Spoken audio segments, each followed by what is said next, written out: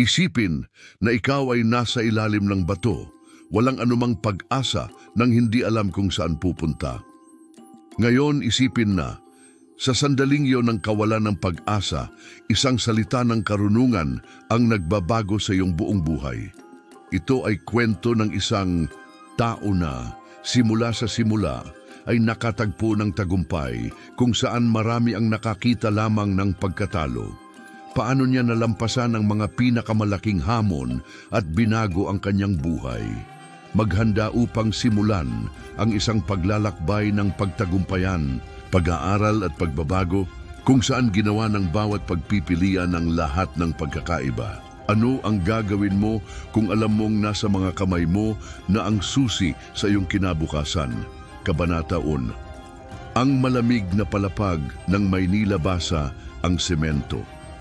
Hindi dahil sa ulan, kundi dahil sa matahimik na bukang liwayway na parang panaghoy sa mga kulay, abong gusali ng lungsod. Natutulog pa ang Maynila pero gising na siya. Siya ay natutulog na, ang isang mata ay palaging kalahating bukas. Tulad ng lahat ng nakatira sa kalye ay natututong gawin. Sa edad na 33, ang kanyang pangalan na minsang lumabas sa mga palatandaan ng isang maliit na negosyo ng electronics ay isa na lamang nakalimutang bulong sa mga eskinita ng Taft Avenue. Isinuot niya ang natira sa lumang uniforme ng navy blue na may kupas na burda. Sa kanyang pantalon, ang mga patch na tinahin niya sa kanyang sarili gamit ang fishing line na nakita niya sa basurahan sa Port City. Sa aking backpack, mga lumang papel, isang punit na larawan at isang liham na binabasa ko tuwing gabi. Ang liham ng pagkakanulo.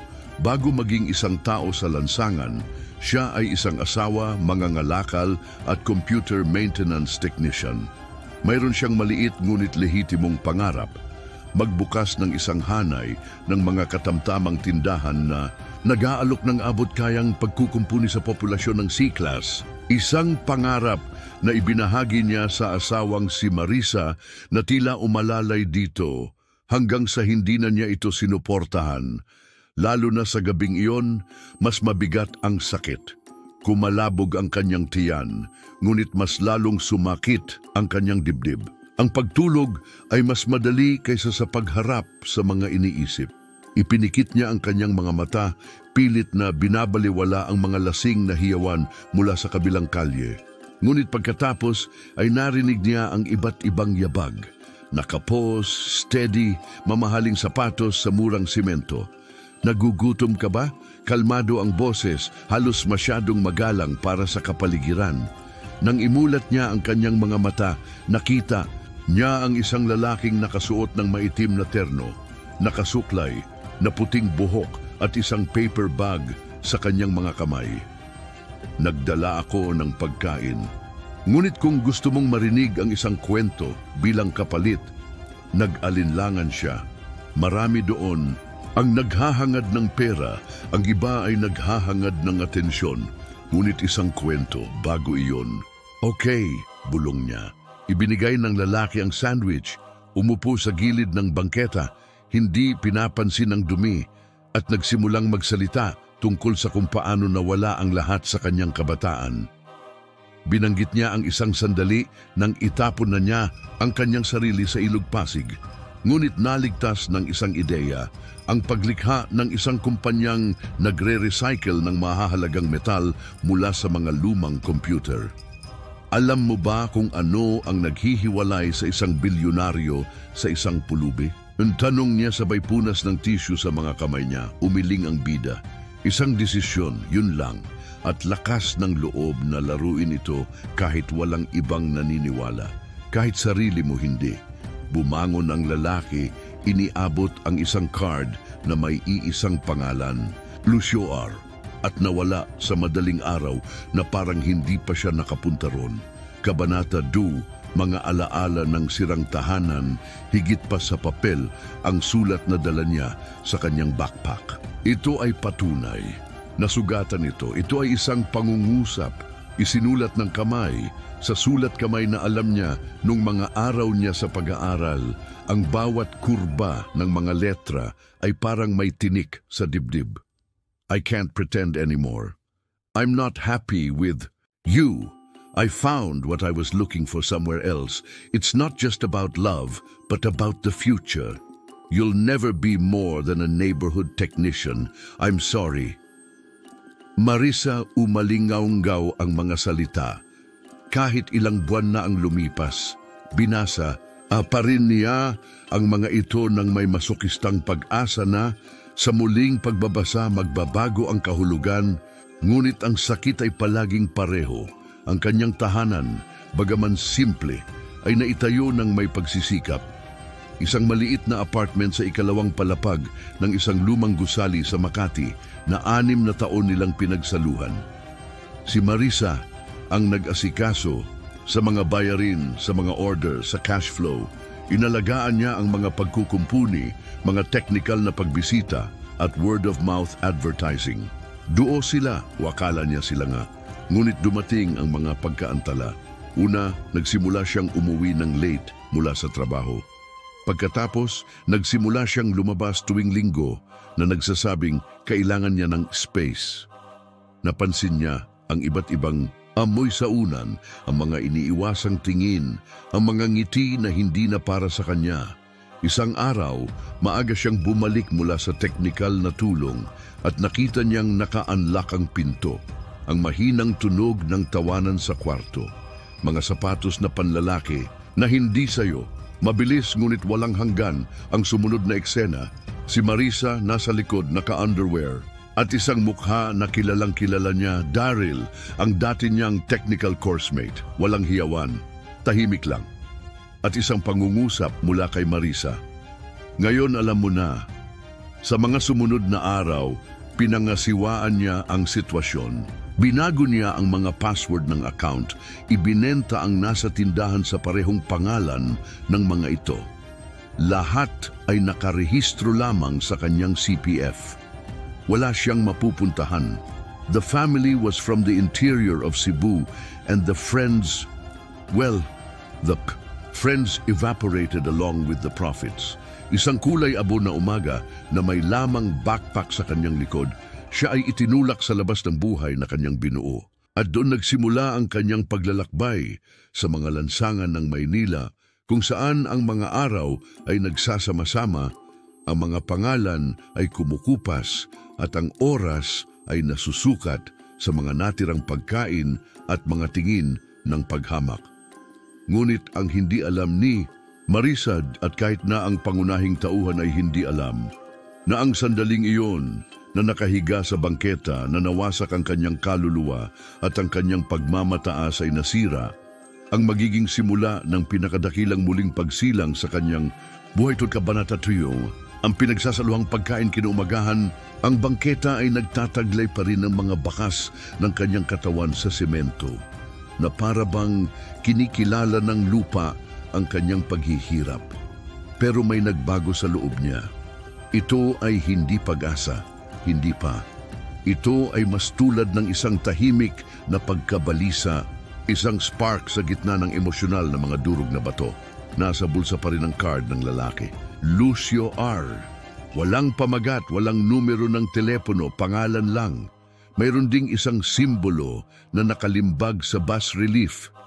Isang puno na may malalim na ugat at mga sanga na tila nakataas ang mga kamay. Buong araw iyon ang naglalaro sa isip niya. Bumalik siya sa tagpuan ng gabiring iyon. Naghintay, walang nagpakita. Sa susunod na gabi, muli at muli. Pagkaraan ng 3 araw, habang nagbabahagi ng isang bote ng tubig sa isang batang lalaki na nakatira sa malapit, nakarinig siya ng mga yabag. Akala ko hindi ka na babalik, sabi ng kalmadong tinig din. Umupo muli si Lucio. Sa pagkakataong ito ay may bit-bit na isang kahon ng tipikal na pagkain. Malagkit na bigas, karne adobada at isang piraso ng maalat na berdeng mangga. Karamihan sa mga tao ay maaaring hinahamak ang isang taong walang tirahan o naaawa sa kanila. Gusto kong makinig. Nagsimula siyang kumain ng dahan-dahan. May pangalan ka ba? Nico. Sagot niya na naluluha ang mga mata. Nico. Sa tingin mo ba ay nasa ilalim ka ng bato? Tumango si Nico. Ngumiti si Lucio sa unang pagkakataon. Magaling. Dahil kapag nasa ilalim ka, wala nang mapupuntahan. Ang natitira ay umakyat, ang mga salita ay umalingaw-ngaw ng mas malakas kaysa sa anumang sermon na narinig ni Nico. Hindi siya sinubukang aliwin ni Lucio. Sinubukan kong hamunin siya. Kitang nag-aayos ng pamaypay noong isang araw. Kumuha siya ng mga bahagi sa basurahan at pinaandar ang mga ito. Kumunot ang noo ni Nico. Ni hindi niya alam na pinagmamasdan siya ng mga ito. May mga tao sa mundo na may mga degree na hindi alam kung paano gawin iyon. May halaga ka. Kailangan mo lang munang patunayan sa sarili mo. Bumangon si Lucio, kumuha ng maliit na sobre sa bulsa ng jacket niya at inilagay sa tabi ng food box. Narito ang address ng isang lugar kung saan maaari kang mag-shower, matulog, ng isang gabi at kumain ng 3 araw. Hindi ito charity, ito ay isang pamumuhunan. Gusto kong makita kung ano ang gagawin mo sa tidometi sa oras na dignidad. Nang hindi naghintay ng tugon, tumalikod siya at nawala sa karamihan. Napatingin si Nico sa envelope. Simple lang, ngunit sa loob ay isang papel na may pangalan ng isang lokal na NGO, Tulay ng Pag-asa. Ang Tulay ng Pag-asa. For the first time in months, hindi nahiya si Nico nang umiyak siya. Nang gabing iyon, sa kanyang katawan ay pinakain at ang kanyang isip ay naghuhumindig.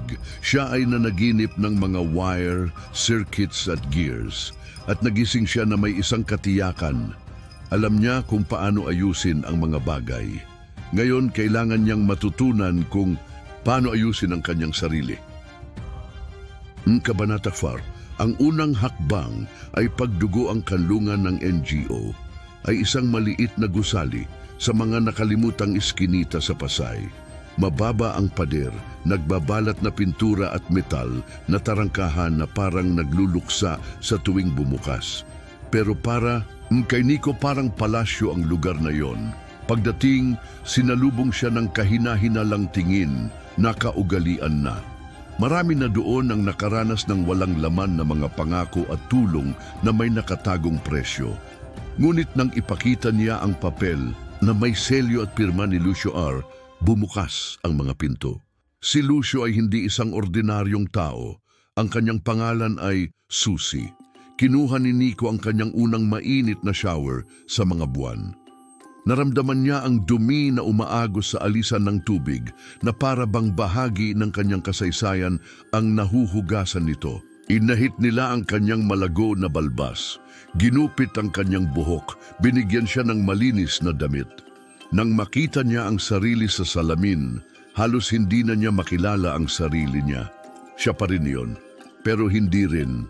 Sa sumunod na 3 araw, sinamantala niya ang lahat ng inaalok ng kanlungan, mga pagkain, isang lugar na matutulog, at isang bagay na mas bihira, katahimikan. Noong huling araw, habang naghuhugas ng sariling plato, nakita niya ang isang tumpok ng mga itinapon na electronics sa isang sulok ng courtyard. Sirang keyboard, lumang monitor, sirang CPU. Lahat ba ng ito ay basura? Tanong niya sa isang voluntaryo. Tumatanggap kami ng mga donasyon, ngunit walang nakakaalam kung paano ayusin ito. Karamihan ay pumupunta sa scrapyard.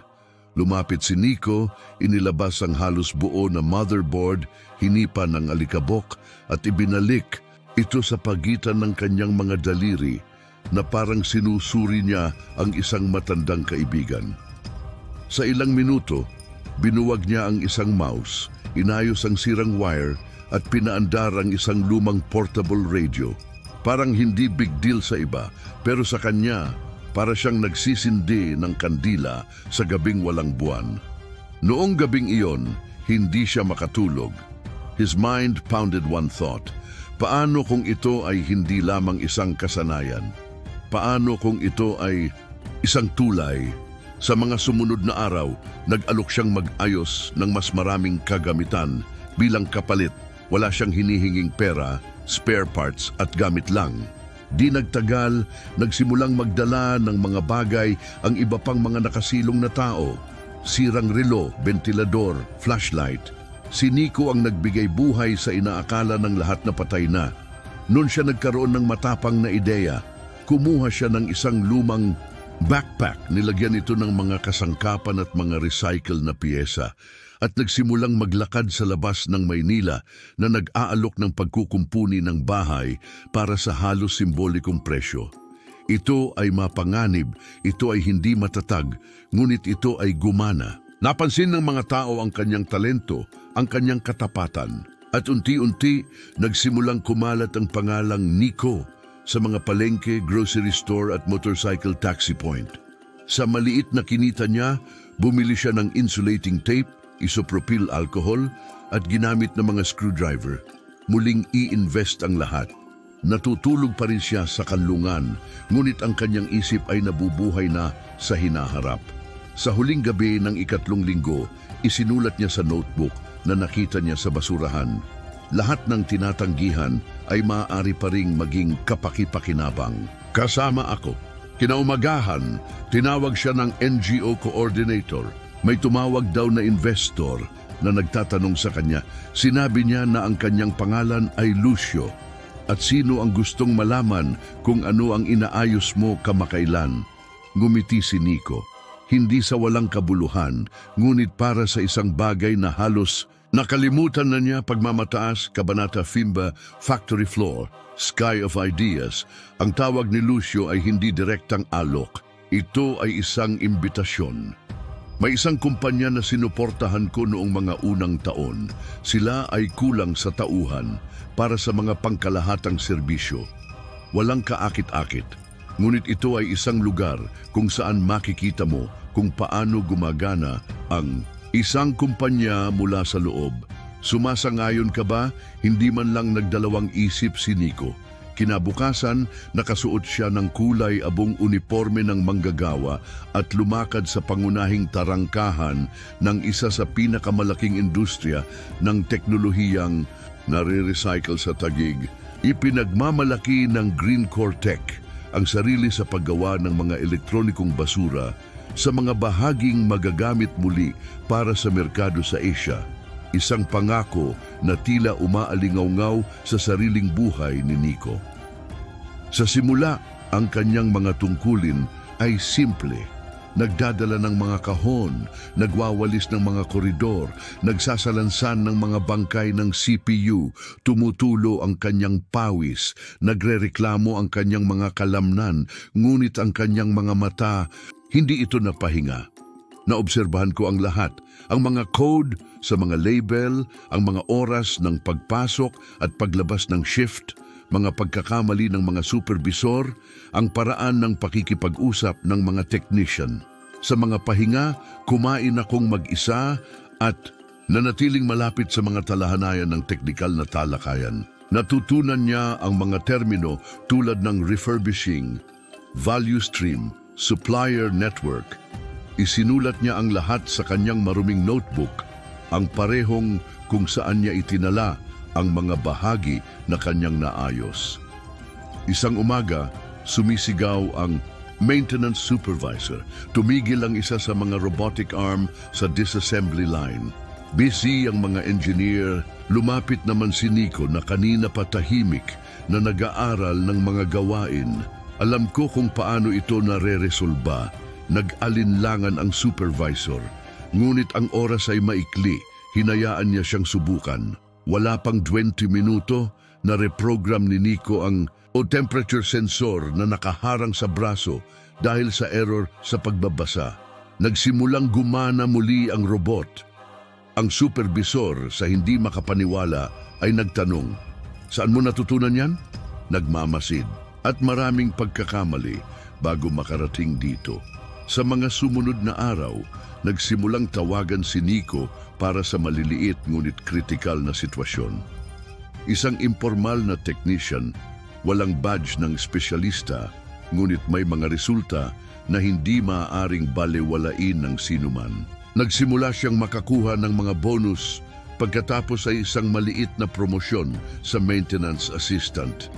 Ang mas mahalaga kaysa sa pera, gayunpaman, ay ang lumalawak na pananaw. Naunawaan niya na ang pinakamalaking basura ay hindi lamang sa mga sirang bahagi, kundi sa sistema na tinatrato ang lahat bilang disposable, mga makina, ideya, tao. Isang Sabado ng umaga, pagkatapos ng ikatlong shift, isinulat niya sa likod ng kanyang kuwaderno, paano kung mayroong isang sistema kung saan ang lahat ay maaaring maggamit muli kahit na ang pagkabigo ng tao. Isang modelo kung saan ang teknolohiya at pagsasama ay iisang produkto. Ito ang unang binhi ng ideya na wala pa ring pangalan o anyo. Ngunit mayroon na akong direksyon, ayaw na lang ayusin ni Nico. Gusto kong mag-transform. Kabanata 6, Broken Heart, Focused Mind. Ang matinding trabaho ay nakatulong kay Nico na panatilihing abala ang kanyang isipan, ngunit hindi nito pinatahimik ang mga tinig ng nakaraan. Sa tuwing madadaanan ko ang isang tindahan ng damit o may nakikita akong mag-asawa sa kalsada, bumabalik ang mukha ni Marisa na malakas. Nasa kanya pa rin ang sulat, nakatiklop ng maraming beses na halos hindi na mabasa. Binasa niya ulit ito na parang may nararamdamang sugat para masiguradong masakit pa rin ito. May mga araw na naisipan kong sumuko. Hindi dahil sa kawalan ng lakas ng loob, kundi dahil sa kawalan ng kahulugan. Why fight so hard if she was right? If I would never be more than a neighborhood coach. Ngunit ang alaala ni Lucio, ang mapagbantay na mga mata ng kanyang mga kasamahan sa pabrika at higit sa lahat, ang pagmamalaki na sinisimulan niyang madama sa kanyang sarili ang nagpatuloy sa kanya. Sa gabi, kapag hindi siya nagtatrabaho, gumugol siya ng maraming oras sa Makati Community Library kung saan nakakuha siya ng kredensyal sa tulong ng NGO. Doon, nilamon ko ang mga libro sa administrasyon, digital marketing at circular economy. Alamin ang mga pangunahing kaalaman sa technical na Ingles na may mga libreng video. Nanood ako ng mga pag-uusap ng CEO sa YouTube na pinapahinto ang bawat 3 salita para saliksikin ang mga kahulugan ng mga ito. Sinimulan niyang maunawaan na ang mundo ng korporasyon ay higit pa sa paghahabla at pagpupulong. It was structure, it was strategy, it was organized sacrifice. Ang bawat manual na kanyang nabasa ay isa pang ladrilyo sa tulay na kanyang itinatayo upang makatakas sa hindi pagkakilala. Hindi lang gustong lumaki ni Nico. Nais niyang bumuo ng isang bagay na hindi maalis sa kanya. Isang bagay na sa pagkakataong ito, hindi kayang alisin ng maling pag-ibig. Sa isa sa mga maagang paglilipat, napansin ng isang inhinyero ng Green Corps na ginagamit niya ang sarili niyang spreadsheet para ikatalog ang mga magagamit na bahagi mula sa linya ng disassembly, detalyadong na may mga code, tinantiyang kapakipakinabang na buhay at gasto sa pagbawi. Ikaw ba ang lumikha nito? Oo. Naisip ko na makakatulong ako sa kumpanya na muling gumastos ng mas kaunti. Kinabukasan, tinawag siya sa management room. Akala niya ay dismissal na, baka kasuhan siya ng espionage or something. Ngunit sa kabaligtaran, nagulat siya sa isang panukala. Gusto nila siyang mag-pilot ng isang pilot project para sa matalinong pag-uuri ng mga elektronikong basura. Ito ang unang pagkakataon na may tumawag sa kanya para gumawa, hindi lang mag-execute. Noong araw na iyon, bumalik siya sa kanyang maliit na inuupahang silid sa labas at sumulat sa kanyang kwaderno. Ang sakit ng pagkakanulo ay nagtulak sa akin sa kailaliman. Ngunit doon ko natuklasan na maaari akong maghukay ng minahan ng ginto. Kabanata 7, ang isang ideya ay sulit ng 1,000 peklat. Nagsimula ang Smart Screening Project bilang isang pagsubok. Iginuhit ng kamay ni Nico ang isang flow map ng mga itinapon na electronic parts na nagsasaad kung saan may pinakamaraming basura at kung paano ma-optimize ang mga hakbang batay sa muling paggamit. Gumawa siya ng simpleng formula ng cost-benefit, nagangkop ng isang panimulang sistema ng barcode na may mga recyclable na label at sinanay ang dalawang kasamahan na ilapat ang pamamaraan. Sa loob ng 2 buwan, nag-ulat ang Greencore ng 17% na pagbawas sa gastos sa pagtatapon. Ito ay hindi lamang mahusay, ito ay kumikita. Tinawag siya ng direktor ng kumpanya sa kanyang buong pangalan sa unang pagkakataon. At mas nakakagulat, hiniling sa kanya na ipakita ang proyekto sa isang grupo ng mga mamumuhunan sa isang panloob na pagpupulong. Walang suit si Nico kahit na hindi disenteng sapatos. Ngunit mayroon siyang argumento na mas mahalaga kaysa sa anumang damit. Isang modelo ng negosyo na pinagsama ang kita sa epekto sa lipunan.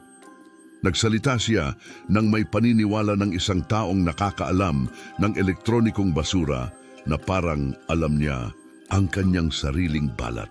Sa pagtatapos ng pagtatanghal, isa sa mga namumuhunan ang lumapit sa kanya. Matangkad, discreet, may bahagyang ngiti. Alam kong hahanapin mo ang iyong paraan. Si Lucio iyon.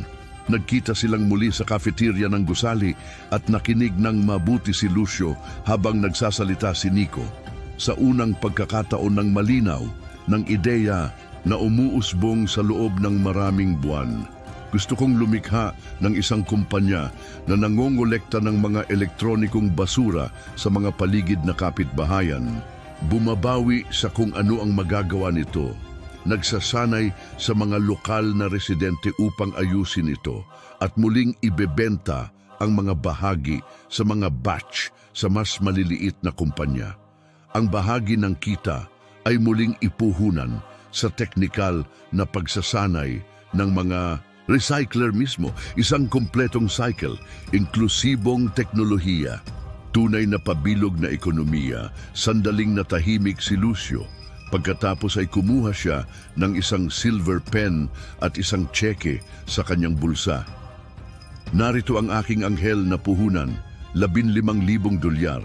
Babayaran mo ako kapag kaya mo, walang interes. Pero babayaran mo ako, naramdaman ni Nico na nanginginig ang mga kamay niya.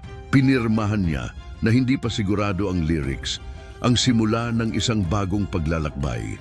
Sa susunod na ilang linggo, umalis siya sa Greencore na may tapat na pasasalamat at isang sulat ng rekomendasyon sa kanyang mga kamay. Binuksan niya sa isang maliit na inuupahang bodega sa Tondo ang unang punong tanggapan ng kanyang kumpanya, Tecnore Pinoy. Teknolohiya, pagre-recycle at pagmamalaki ng Pilipino. Kumuha siya ng 3 taong walang tirahan para tumulong, namuhunan sa mga technical na kurso para sa kanila.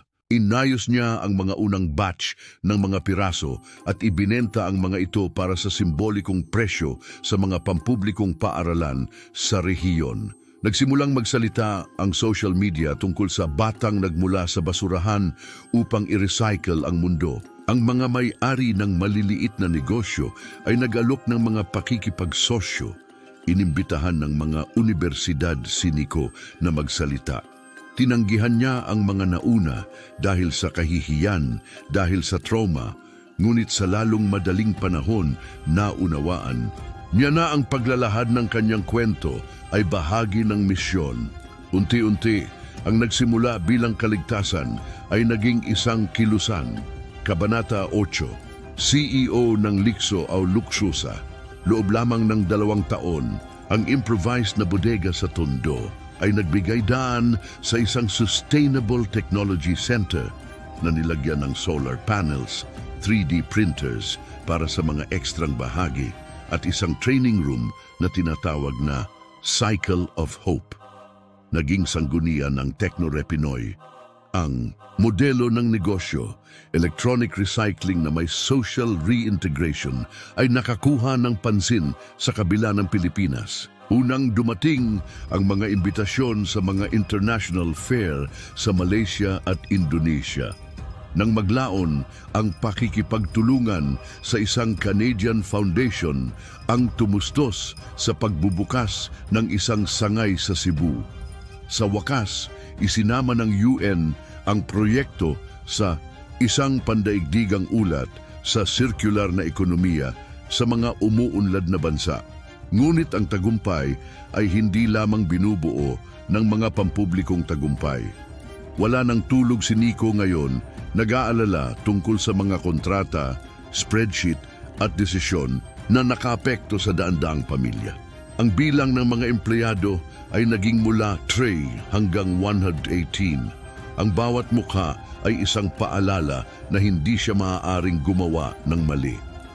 Natuto siyang mag-delegate, ngunit hindi naligaw sa base. Dala pa rin niya ang parehong lumang notebook. Ngayon ay may nakalamina na takip kung saan isinulat niya hindi lamang ang mga ideya kundi pati na rin ang mga parirala, obserbasyon, pagdududa. Sinabi niya noon sa kanyang mga tagapamahala, hanggat hindi nagsasara ang kwaderno, nagpapatuloy ang misyon. Sa 3 taong anibersaryo ng kumpanya, naimbitahan siyang magbigay ng talumpati sa Senado ng Pilipinas hinggil sa social innovation. Nakasuot siya ng suit na gawa ng isang lokal na sastre, mga sapatos na donasyon ng isang kaibigang executive, at ang parehong conviction gaya ng dati, lahat ng tinatawag ng mundo na basura, tinawag kong posibilidad. Kasama ang sarili ko, ang huling pangungusap ng kanyang talumpati, at sapat na iyon para umangat ang auditorium sa palakpakan. Nang sumunod na linggo, isang pangunahing magazine ng negosyo ang inilathala sa pabalat nito. Ang dating pulubi na naging multinational CEO. Napangiti si Nico nang makita ang headline, pero hindi siya napangiti dahil sa vanity. Napangiti siya dahil alam niyang hindi lang ito tungkol sa kanya. Ito ay tungkol sa kung ano ang posibleng gawin ng may tapang, kahit na ang lahat ay inalis ka na. Kabanata 9. Ang pagtatagpo sa nakaraan madilim na umaga nang magpasya si Nico na bisitahin ang unang tindahan kung saan niya pinangarap ang hinaharap. Ang maliit na commercial space sa Makati na pinagsaluhan nila ni Marisa bago ang taglagas. Dumaan siya ng diretsyo nang nagkataon o marahil sa pamamagitan ng instinct. Sarado ang harapan, nakasara ang karatula, maalikabok ang mga bintana. Huminto siya. Nakatitig siya ng matagal, hindi alam kung ano talaga ang nararamdaman niya. May parte sa kanya na gusto lang mag-move on. Ang isa pang bahagi ay nais pa ring maunawaan, hindi dahil sa panghihinayang, ngunit para sa pagsasara.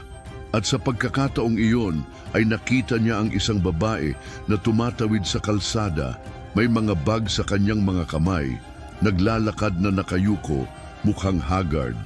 Bago pa man siya makita ng malapitan, alam na ni Nico, siya iyon. Marisa, hindi naging mabait ang panahon. Mukha siyang mas matanda, mas pagod. Ang mga takong ay hindi na mataas. Ang makeup ay hindi maitago ang madilim na mga bilog sa ilalim ng kanyang mga mata. At ang hitsura na minsan ay nagsunog sa kanya. Ngayon ay isang walang laman na pagmuni-muni. Nakilala niya siya kaagad. Halos malaglag ang mga bag sa kanilang mga kamay.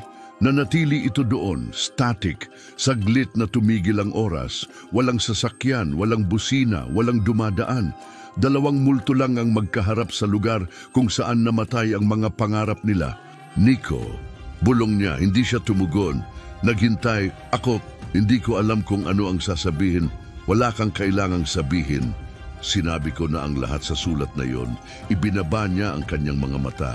Sila ay nasa parehong lugar kung saan siya minsan ay naiwan na may backpack sa kanyang likod at ang kanyang puso ay wasak.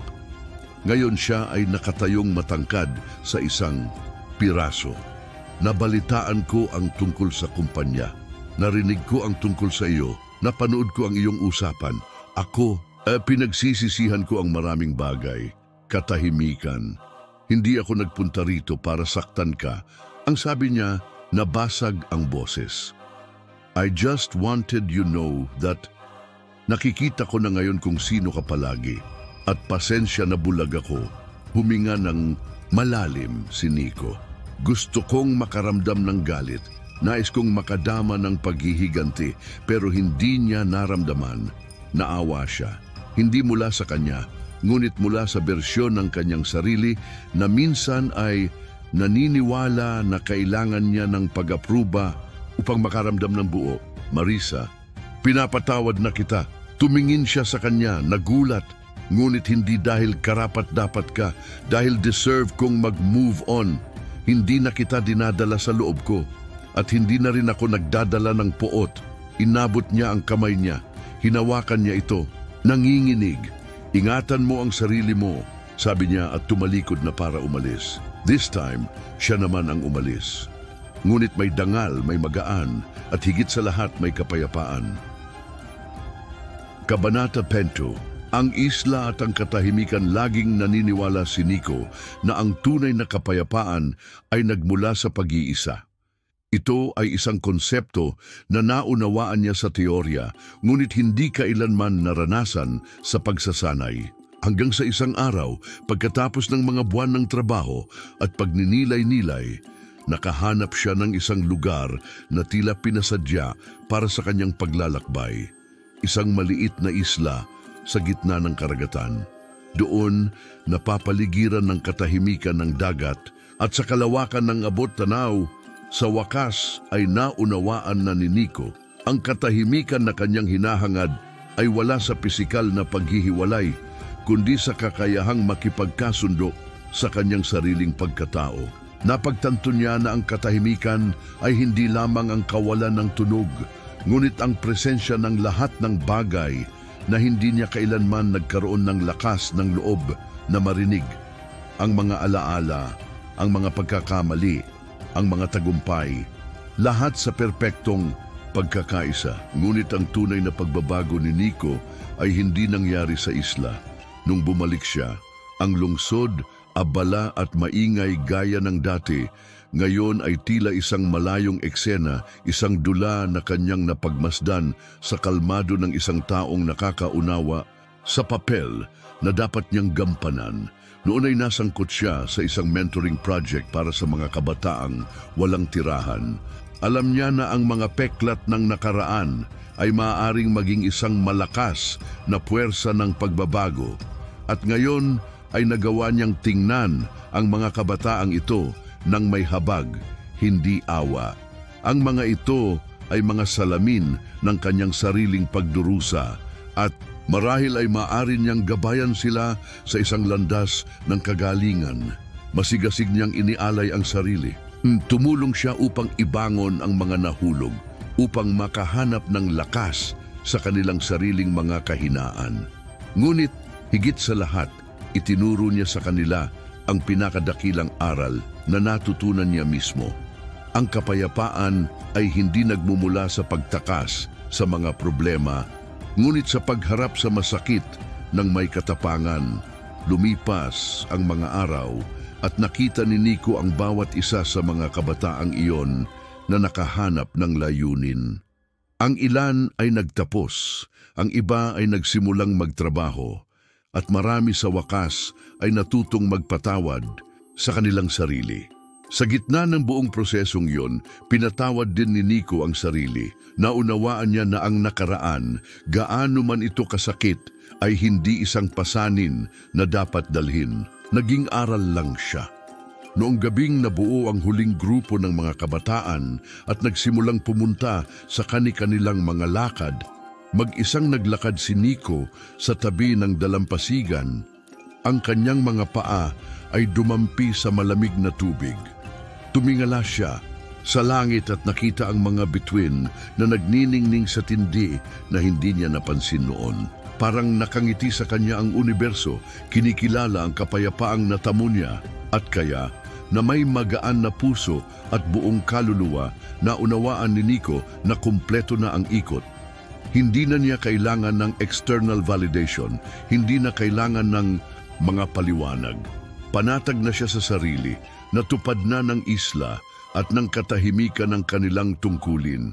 At ngayon, alam ni Nico na ang tunay na layunin ng buhay ay hindi upang mahanap ang perpektong landas, ngunit upang matutong tahakin ang sariling landas ng may tapang, pakikiramay at higit sa lahat ng may pagmamahal, wakas.